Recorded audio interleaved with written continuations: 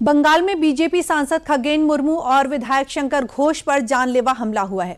बाढ़ प्रभावित लोगों को राहत सामग्री बांटने के दौरान उग्र भीड़ ने पत्थरों से हमला कर दिया, जिससे सांसद गंभीर रूप से घायल हो गए। बीजेपी ने ममता सरकार को इस हमले का जिम्मेदार बताया है। दिखाते हैं आपको पूरी रिपोर्ट। तृणमूल कांग्रेस की सरकार आई है। हिंसा, मर्यादाओं को ध्वस्त करना, कानून व्यवस्था को ध्वस्त करना एक बहुत सामान्य बात हो गई है। और उसके साथ साथ पश्चिम बंगाल की सरकार और वहां की मुख्यमंत्री ममता बनर्जी जी की असंवेदनशीलता भी अपनी पराकाष्ठा के पार है।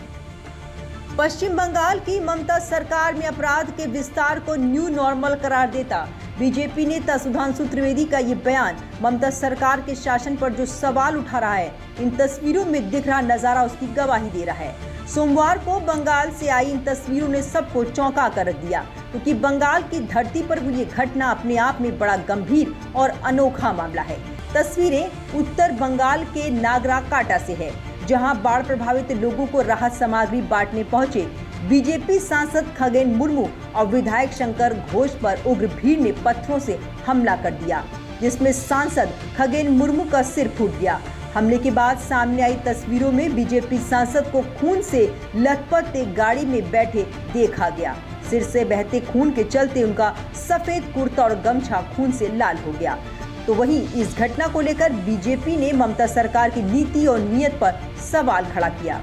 श्री खगेन मुर्मू पर जिस प्रकार का कातिलाना हमला हुआ है, उनका जो रक्त रंजित चेहरा है, मतलब जिसे आप सामान्य भाषा में कहते हैं एकदम खून खच्चर हो जाना, वो अगर आपने देखा होगा तो निश्चित रूप से कोई पत्थर दिल आदमी होगा जिसका कि हृदय न पिघला हो। तो आज हम पश्चिम बंगाल की सरकार से पूछना चाहते हैं कि आपके शासनकाल में यदि सांसद और विधायक भी सुरक्षित नहीं है, उनके ऊपर इस प्रकार का कातिलाना हमला होता है और उसके ऊपर पश्चिम बंगाल की सरकार और इंडी गठबंधन के समस्त नेताओं की चुप्पी लोकतंत्र के लिए बहरा करने वाली चुप्पी। दरअसल पश्चिम बंगाल के दार्जिलिंग में रविवार को तेज बारिश के बाद लैंडस्लाइड हुई थी, जिसकी चपेट में आने से करीब 24 लोगों की मौत हो गई थी। कई लोग बाढ़ में लापता हो गए थे।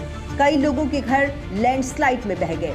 जिनकी मदद के लिए पहुंचे बीजेपी नेताओं के काफिले पर जब जानलेवा हमला हुआ, तो बीजेपी ने सीधे तौर पर इसके लिए राज्य की ममता सरकार और टीएमसी कार्यकर्ताओं को जिम्मेदार करार दिया।